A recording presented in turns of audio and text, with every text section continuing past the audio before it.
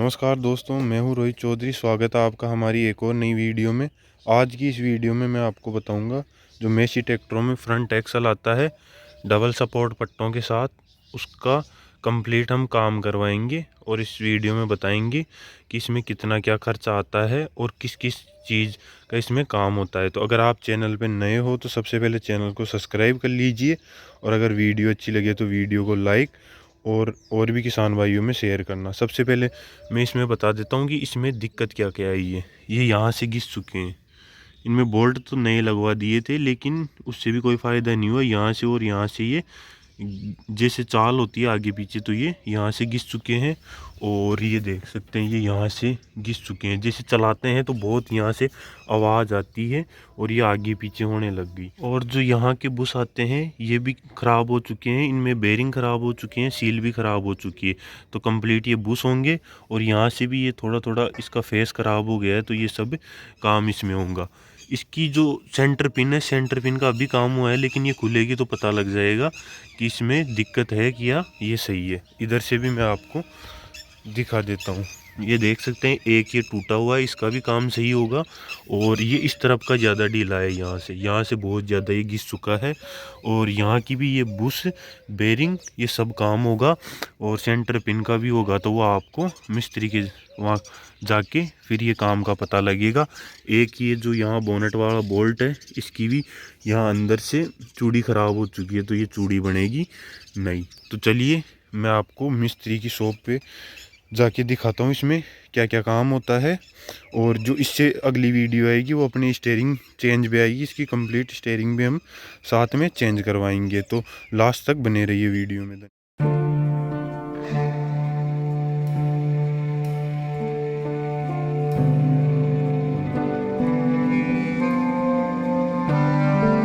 Front axle का काम complete हो चुका है, जैसे आपने पिछली एक दो क्लिप में देखा इसको कैसे कैसे क्या खोला है। अब मैं दिखाता हूँ इसमें कि क्या क्या काम हुआ है।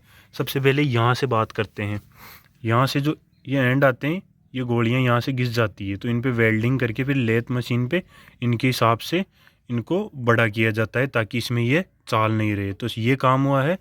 और ये जो यहाँ के बोल्ट आते हैं ये बोल्ट चेंज हुए। वहाँ चाल होने से क्या है कि ये इन बोल्ट में बैंड हो जाता है, तो इसलिए ये बोल्ट भी टेफे के जेन्युइन डले हैं।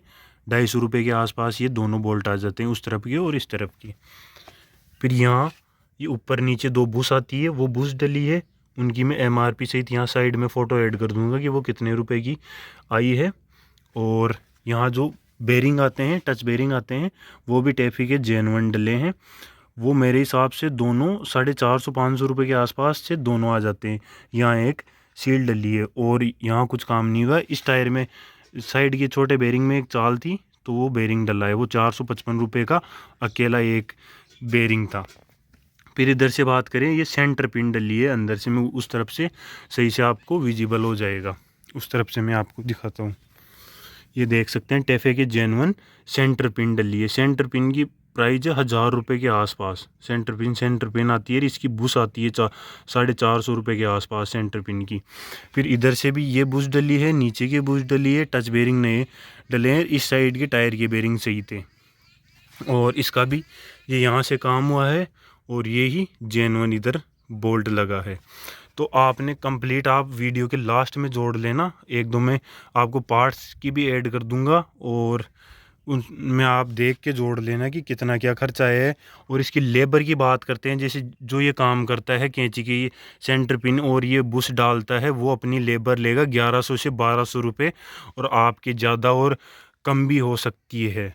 तो यही काम होता है, इसके अलावा इसमें और कोई काम नहीं होता है। अगर आपके टायर के बेरिंग टूटे हुए तो वो जाहिर सी बात है डलेंगे।